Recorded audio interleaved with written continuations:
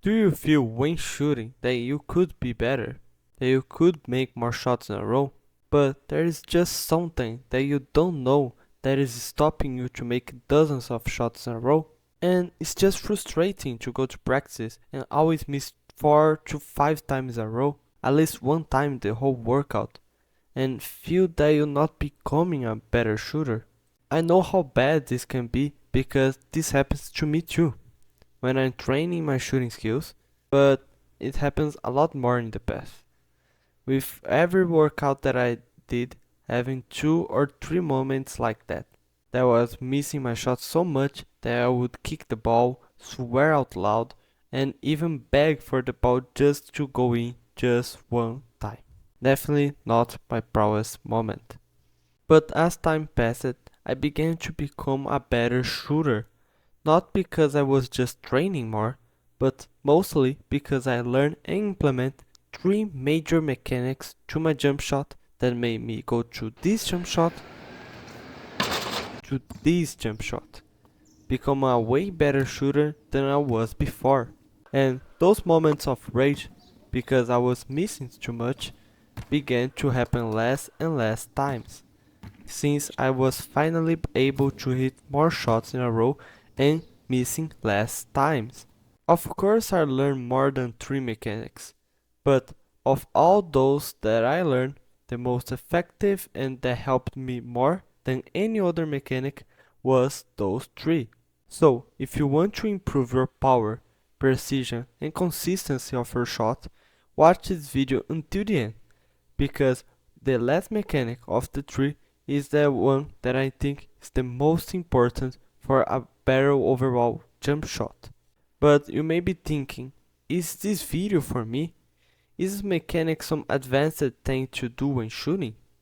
Can I really use those things that you're going to teach on this video to become a better shooter? Actually, mechanics are very simple things.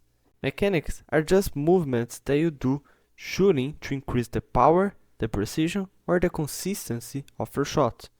So, if pulling the ball to some place before shooting will increase your power in your jump shot, this will be called a mechanic.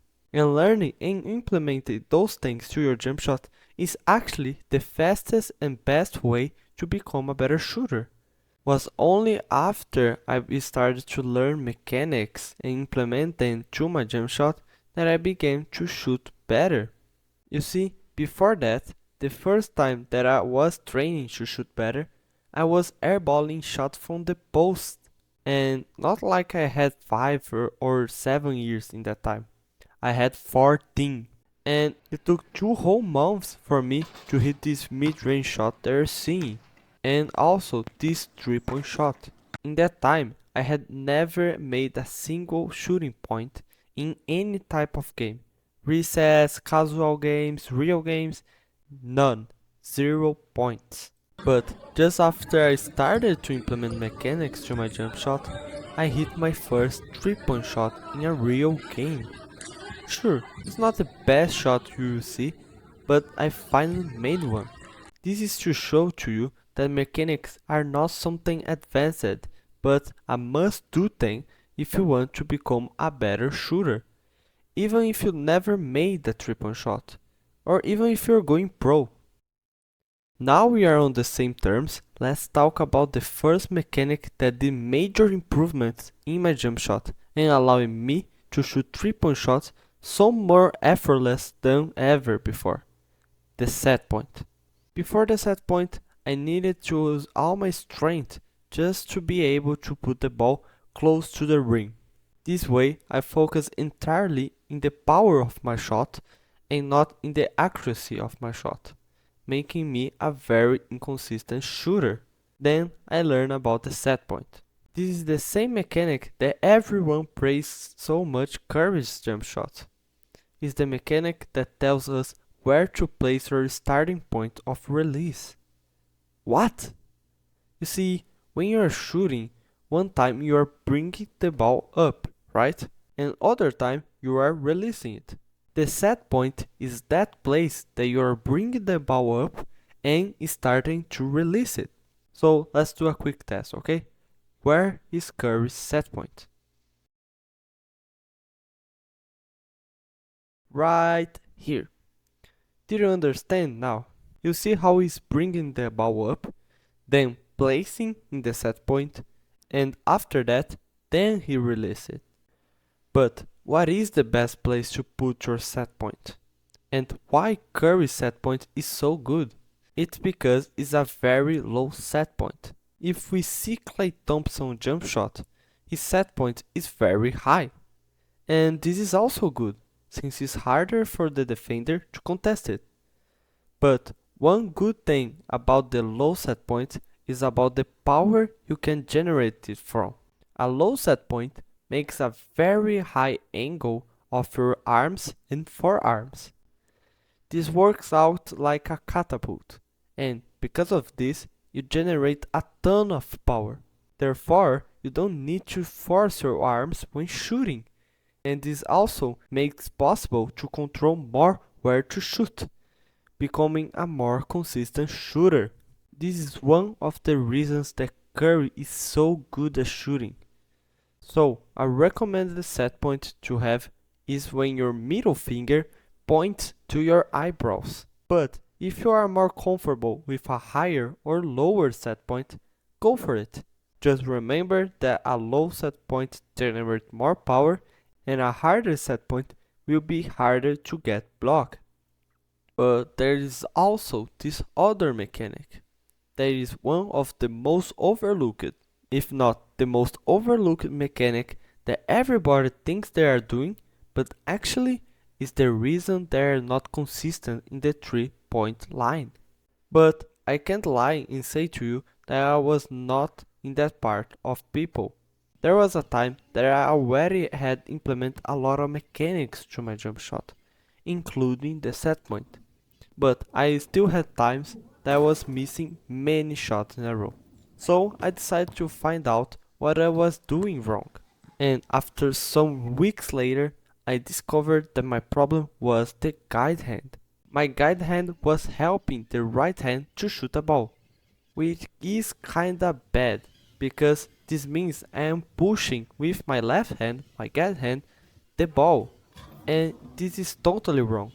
And you can see that I was doing this because I was doing this weird flick with the guide hand. That also made me not guide the ball well enough when shooting. And all those things are making me a very inconsistent shooter. So how I can fix that? Pick a coin and put between your thumb and point finger. Your challenge is to shoot some free throws or doing your jump shot without the ball, and you cannot push the ball or make the coin fall. Doing this will show you perfectly how your guide hand should be when shooting. Also, shooting tons of shots just focusing in having a perfect guide hand is one of the best things that I noticed for a good, well-developed guide hand. Other thing to do is to follow up the ball with the guide hand when releasing it. Some people like to point the guide hand up to the sky when shooting, but some people like to do a little follow-up when shooting, and you can see that when Curry is shooting and other top shooters, just like you are seeing on the screen. But that's not all.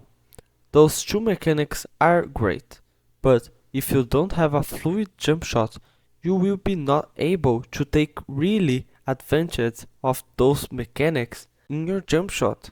And I kinda discovered this in the bad way. I slowly began to use a more brute way of shooting, almost without any type of fluidity. And even that I was still hitting more shots than before, I slowly began to miss more and more and became a very inconsistent shooter. Just after that, I tried again to make my jump shot more fluid. And when I did that, I began to hit my shots again. So even though you don't see a really good reason to have a good fluid jump shot now, the problem is that a non-fluid jump shot use all your arms to generate power. And because of that, you cannot use your arms to control the ball.